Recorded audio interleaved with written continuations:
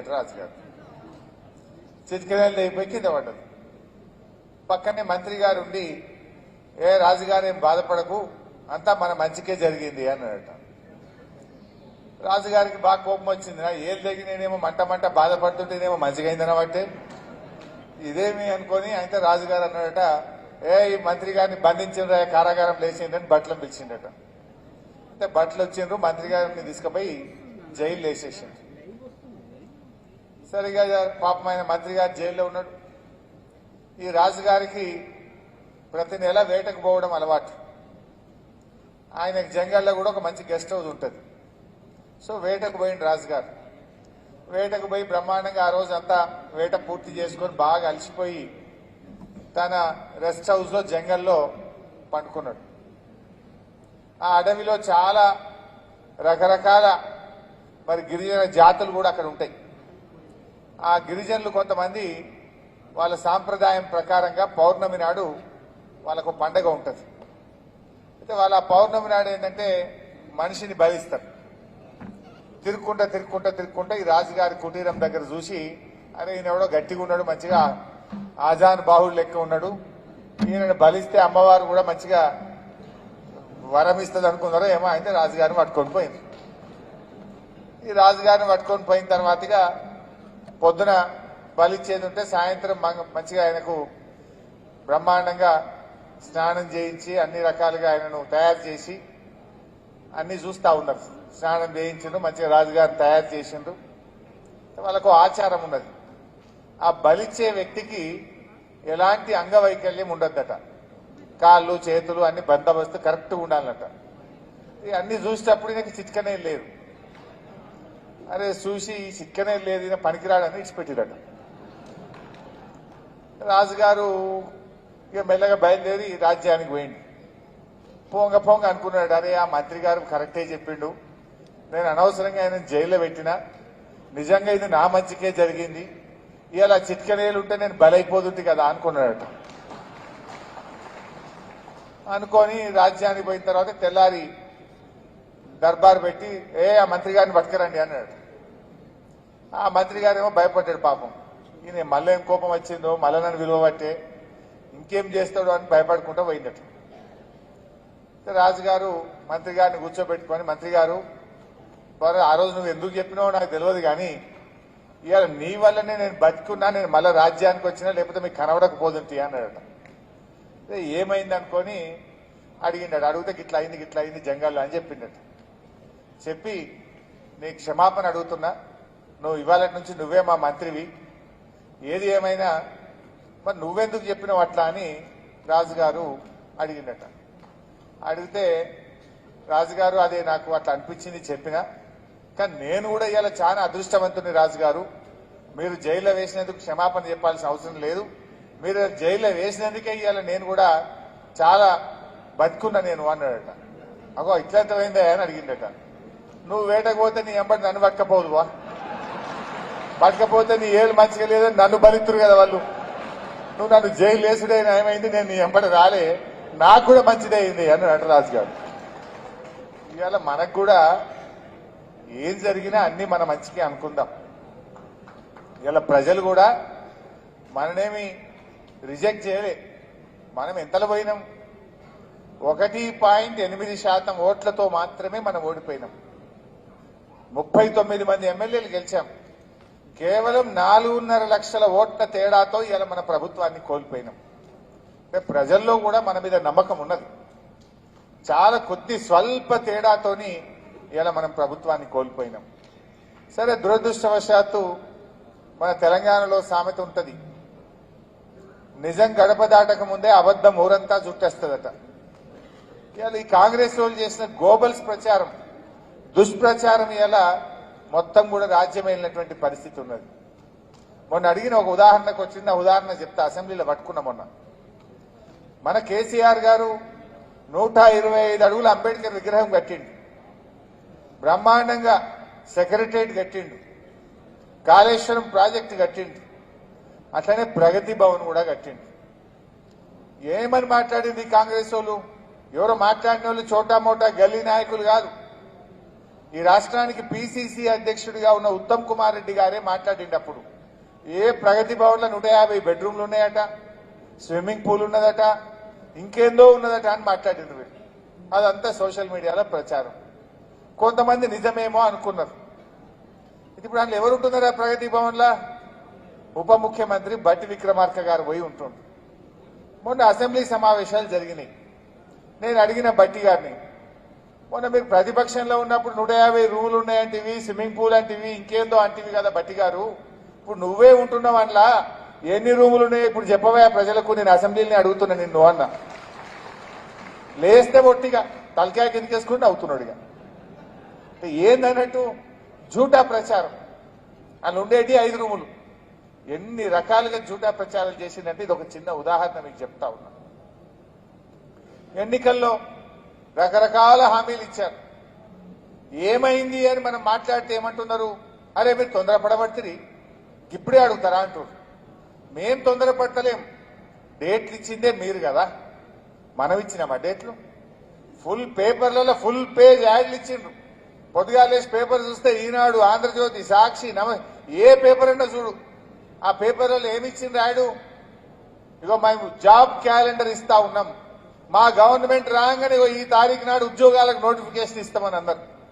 అందులో ఫిబ్రవరి 1వ తేదీ నాడు గ్రూప్ 1 ఉద్యోగాలకు మేము నోటిఫికేషన్ ఇస్తామని చెప్పి ఎలక్షన్ల ముంగట హస్తం గుర్తుకు ఓటేయండి అని ఫుల్ పేజ్ అడ్వర్టైజ్మెంట్లు ఇచ్చిండ్రు.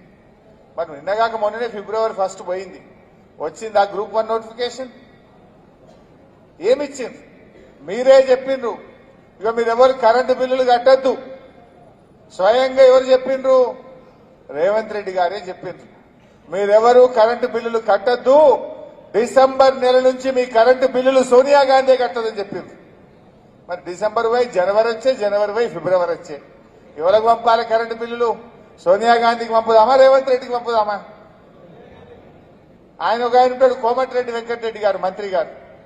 ఆయన అయితే ఇక స్పీచ్లు ఎట్లా చెప్పిండంటే డిసెంబర్ కాదు నవంబర్కేలా ఫ్రీ, నవంబర్ బిల్లు కూడా కట్టకుర్రి, నేనే కడతా, ఎవరైనా మిమ్మల్ని కరెంట్ బిల్లులు అడిగితే కోమటిరెడ్డి వెంకటరెడ్డి చెప్పిండని చెప్పుండ్రి, బిల్లులు కట్టకుండ్రి అని మాట్లాడిండు ఆయన. మరి ఇప్పుడు ఏడవైంది వీళ్ళు? ఈ రకంగా ప్రజల్ని మోసం చేసే ప్రయత్నం చేసింది. రైతు బంధు ఆ రోజు నేను స్టేట్మెంట్ ఇచ్చిన, ఇక రేపటి నుంచి రైతు బంధు పడతాయి, ఎన్నికల కమిషన్ అనుమతి వచ్చిందంటే పోయిండ్రు ఎలక్షన్ కమిషన్ కు కంప్లైంట్ ఇచ్చి రైతు బంధు ఇవ్వకుండా ఆపిండ్రు. రేవంత్ రెడ్డి గారు మాట్లాడిండు, ఇప్పుడైతే 10,000 వస్తాయి, మేం గెలవంగానే 15,000 రూపాయల రైతు బంధు ఇస్తా అన్నాడు. వచ్చినాయే 15,000? వచ్చినాయా? బొల్లారం వాళ్ళు ఉంటారు కదా, వచ్చినాయే గుమ్మడిదల 15,000 రాలే, 10,000 రాలే. 10,000 నుండి వచ్చినాయా? పోని మాట ఇచ్చిండ్రు, ఇవాళ మాట తప్పిండ్రు. వడ్లు అమ్ముకోకుండ్రి, మేము రాగానే బోనస్ ఇస్తాం, 500 రూపాయలు ఇచ్చి మీ వడ్లు కొట్టాం, ఆగబట్టుకోండ్రి అన్నారు. వచ్చిండ్రు కానీ వడ్లు మాత్రం బోనస్ ఇచ్చింది లేదు. ఈ రకంగా ఒక్క హామీ కాదు, ముసలోళ్ళకి చెప్పిండ్రు, మీకు అవ్వ ఎంత పెన్షన్ వస్తుంది? 2,000 వస్తుంది బిడ్డ అన్నది ఆమె మీటింగ్ లో. ఇక మళ్ళా నెల డిసెంబర్కి వెళ్ళి కాంగ్రెస్ పార్టీ రాగానే 4,000 పెన్షన్ ఇస్తాము అన్నారు. వచ్చింది అదే? ఎట్లుండేది అలా కథ అంటే, కొండ నాలుకకు మందేస్తే ఉన్న నాలుగు ఊసిపోయిందట. జనవరి నెలలో 2,000 పింఛన్ కూడా రాలే. పాప ముసలోళ్ళు ఆగమవుతున్నారు. జనవరి నెలలో 1వ తారీఖు నుంచి 31వ తారీఖు దాకా 2,000 పెన్షన్ ఇయ్యలే. ఆ నెల పెన్షన్ ఎగబెట్టి ఇప్పుడు ఫిబ్రవరిలో ఇస్తున్నారు. అంటే ఒక నెల ఎగరగొట్టినట్టేనా? జనవరిలో పెన్షన్ డబ్బులు రాలే, ఇప్పుడు ఫిబ్రవరిలో మొన్న 2 తారీఖు 3 తారీఖుకి స్టార్ట్ చేసిండ్రు. అంటే ఒక నెల ఆసరా పెన్షన్ ఎగ్గొట్టింది ఇలా కాంగ్రెస్ పార్టీ. 4,000 మాట దేవుడేరు కానీ ఉన్న పెన్షన్ జనవరి నెలలో ఎగ్గొట్టి ఇవాళ 44 లక్షల మంది అభాగ్యులు, అన్నార్థులు, వికలాంగులు, ఒంటరి మహిళలు, వృద్ధులకు ఇలా అన్యాయం చేస్తున్నటువంటిది ఇవాళ కాంగ్రెస్ పార్టీ. ఎన్ని విషయాలు చెప్పాలి అంటే ఇలాంటి జూటా మాటలు చెప్పి చెప్పి వాళ్ళు అధికారంలోకి వచ్చారు. 4,000 అంటేది, ఉచిత కరెంట్ అంటేది లేదు, బోనస్ అంటేది, 15,000 రైతు బంధు అంటేది, 9వ తారీఖు నాడే 2 లక్షల రుణమాఫీ అంటేది. ఒక్కటన్నా అయిందా ఇంట్లో? అంటే ఇలాంటి దుష్ప్రచారాన్ని కొంతవరకు ప్రజలు నమ్మినారు. ఇప్పుడిప్పుడే ప్రజలకు అర్థమవుతుంది. మార్పు మార్పు అని మాట్లాడింది. ఏం మార్పు వచ్చింది? 2 నెలల్లో వచ్చినాయి మార్పులు. ఇప్పుడు రాంగ ఆటో లాగబట్టిరు నన్ను. పటాన్ చెరువుల చౌరస్తా మీద ఆటో లాగబట్టిరు నన్ను. ఆటోలందరూ నన్ను ఆగబట్టి, అన్నా మా జీవితాలు రోడ్డు మీద వచ్చినాయి. ఈ రాష్ట్రంలో 6.5 లక్షల మంది ఆటో కార్మికులు ఇవాళ అన్నం లేక, ఇన్స్టాల్మెంట్లు కట్టలేక, కిస్తులు కట్టలేక ఇలా ఆత్మహత్య చేసుకునేటువంటి పరిస్థితి వచ్చింది ప్రభుత్వం వచ్చినాక అంటున్నారు. ఇప్పటికి 12 మంది ఆటో డ్రైవర్లు ఆత్మహత్య చేసుకున్నారు పాపం. ఈ ప్రభుత్వం నుంచి కనీసం ఒక్క మంత్రి గాని ఒక్క ఎమ్మెల్యే కూడా పోయి ఆటో డ్రైవర్లను పరామర్శించిన పరిస్థితి లేదు. వాళ్ళకి చీమ గుట్టినట్టు లేదు. 12 మంది ఆటో డ్రైవర్లు ఆత్మహత్య చేసుకున్నారు. ప్రగతి భవన్ ముందే పోయి ఆటోను తగలబెట్టి తమ నిరసన చెప్పినా కూడా ఈ ప్రభుత్వానికి కనీసం కదలిక కూడా వస్తున్నటువంటి పరిస్థితి లేదు. అంటే ఇలా మీరు తెచ్చిన మార్పు ఏంటంటే 6.5 లక్షల మంది ఆటో డ్రైవర్లను రోడ్ల మీదకి తెచ్చినారు. వృద్ధులకు జనవరి నెలలో పెన్షన్ ఇవ్వకుండా మీరు మార్పు తీసుకొచ్చినారు. కరెంటు ఆనాడు కేసీఆర్ ఉండగా 24 గంటల కరెంటు వస్తుండే. ఇలా కరెంటు పోతలేదు. రైతులకైతే 16 గంటల కరెంటు కూడా రానటువంటి పరిస్థితి ఉన్నది. 15-16 గంటల కరెంటే రైతులకు వస్తున్నది. చెప్పేదేమో 24 గంటల కరెంటు రైతులకు వస్తున్నదేమో 15-16 గంటల కరెంటుకు వచ్చింది. మళ్ళా ఇప్పుడు ఇళ్లలో అందరూ ఇన్వర్టర్లు తెచ్చుకుంటున్నారు. ఇక మళ్ళా జనరేటర్లు మరమ్మతు చేసుకుంటున్నారు. కేసీఆర్ ఉండగా ఇన్వర్టర్లు, కన్వర్టర్లు, జనరేటర్లు బంద్ అయినాయి. కాంగ్రెస్ వచ్చింది, మళ్ళా ఇన్వర్టర్లు స్టార్ట్ అవుతున్నాయి, మళ్ళా జనరేటర్లు స్టార్ట్ అవుతున్నటువంటి పరిస్థితి ఉన్నది. ఈ రకంగా మార్పు మీరు తెచ్చిందంటే కరెంటు కోతల్లో మార్పు, పెన్షన్ ఎగవేతలో మార్పు, ఆటో కార్మికుల్ని ఆగం చేయడంలో మార్పు, రైతు బంధు డబ్బులు ఇవాళ ఫిబ్రవరి నెల వచ్చిన రైతు బంధు పైసలు ఇవ్వకుండా రైతుల ఉసురు పోసుకోవడంలో మార్పు. మన కేసీఆర్ ఉండగా ఎప్పుడైనా ఫిబ్రవరి దాకా రైతు బంధు ఆగిందా? ఇవాళకి 2.5 ఎకరాలు దాటలే, ఇంకా రైతు బంధు డబ్బులు పడినటువంటి పరిస్థితి ఉన్నది. నాడు కేసీఆర్ గారు ఉండగా ఎప్పుడంటే అప్పుడు కరోనా లాంటి కష్టకాలంలో కూడా రైతు బంధు ఇచ్చిండు, రైతుల్ని కాపాడుకునే ప్రయత్నం చేసిండు మన కేసీఆర్ గారు. 10 ఏళ్లలో కేంద్ర ప్రభుత్వం ఎంత ఒత్తిడి తెచ్చినా నాగార్జున సాగర్, శ్రీశైలం ప్రాజెక్టులను, కృష్ణా మీద ఉన్న ప్రాజెక్టులను మనం ఢిల్లీకి అప్పచెప్పకుండా కాపాడినాం. కానీ 2 నెలల్లోనే వీళ్ళు ఆ ప్రాజెక్టులను ఢిల్లీకి అప్పచెప్పిండ్రు. ఇవాళ మనకు మంచినీళ్లు కావాలన్నా, కరెంటు కావాలన్నా, కాలువ నీళ్లు కావాలన్నా ఢిల్లీని అడుక్కునే పరిస్థితి తెచ్చిపెట్టింది. అంటే అవగాహన రైత్యం.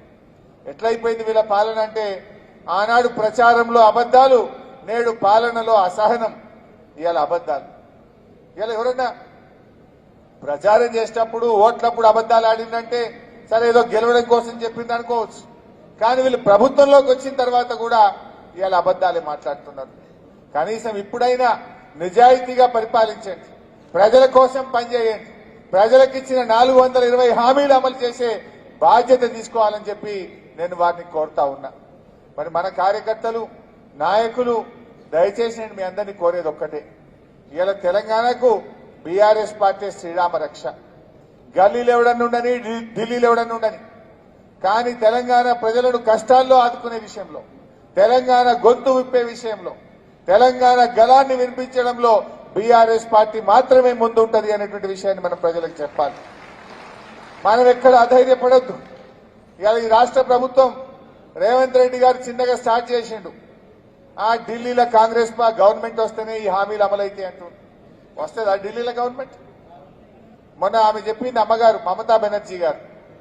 మమతా బెనర్జీ గారు మాట్లాడుతూ, అరే 40 సీట్లు రావు మీ కాంగ్రెస్ పార్టీకి, మీకు దమ్ముంటే 40 సీట్లు తెచ్చుకోండి అని చెప్పి మాట్లాడింది మమతా బెనర్జీ.